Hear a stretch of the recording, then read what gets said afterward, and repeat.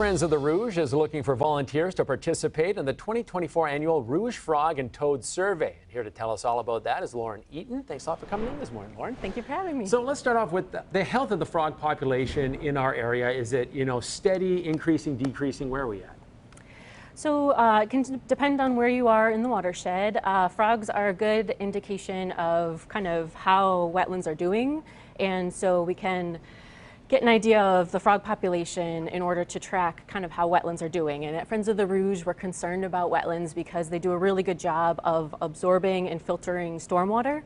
And about 70% of the pollution in the Rouge comes from pollutants and stormwater. So it's great if we have healthy wetlands, and wetlands provide great habitat for frogs. So if we see a lot of different frogs in an area, we know that it's a healthy wetland population or healthy wetland habitat. Yeah, frogs so important because they kind of tip us off to how those wetlands are doing. Exactly. Yeah. Yep. I mean, this survey, how's this survey work? I mean, I assume counting toads and frogs is a hard thing to do.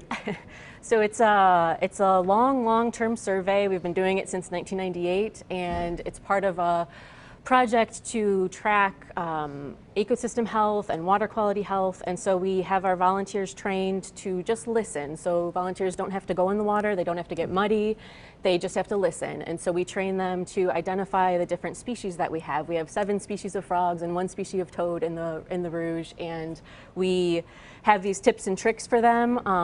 I can show you a couple if you want. Show us a few tricks. So you have a standard comb, a comb from my grandfather's collection. Yes, exactly. Yes. And so to do, we have a Midland chorus frog. So if you think of running your thumb along a comb. Oh, that's a Midland chorus frog. That would be a Midland chorus frog. Okay. If you wanted to twang the rubber band, so that would be similar to a green frog. I feel like we need a washboard and an empty bottle. We can get a threesome going here. All right. So that would be a green frog. Their call is similar to a banjo twang. And I remember that because Kermit the Frog is green and he plays the banjo, so green frogs have banjo calls. Okay, what about this one? Very synonymous with Christmas. Yeah, so this would be a spring peeper. So they're a really small frog that come out early in the spring. And so they're one that if there's just a few, you can kind of hear them call just a little bit. And then as more and more come out in the season, they get really loud. Yeah, so I mean, these volunteers that are taking part in this survey must have to do some kind of training, right? Yep, so we have a workshop training this Saturday from 10 to noon at the Livonia Library. And we'll go over all of the nuts and bolts of the survey, and then also a lot of tips and tricks for identifying the species. And if folks can't come to the workshop, then they're welcome to contact us at therouge.org, and we can work with them to get training and to be a part of the survey. Okay, are there any kind of hearing requirements? Because I mean, you have to have a good ear to determine all these things, right? So when you're out in, next to a wetland and you're just listening, so our volunteers are assigned a quarter-mile block, and they go out in the evenings from March through July, and you just have to go out and listen. And so if you're right next to a wetland, the frogs can get pretty loud, so you don't need a fine ear or anything, and it's just a listening survey. Okay, and you don't have to differentiate between the different ones, or do you?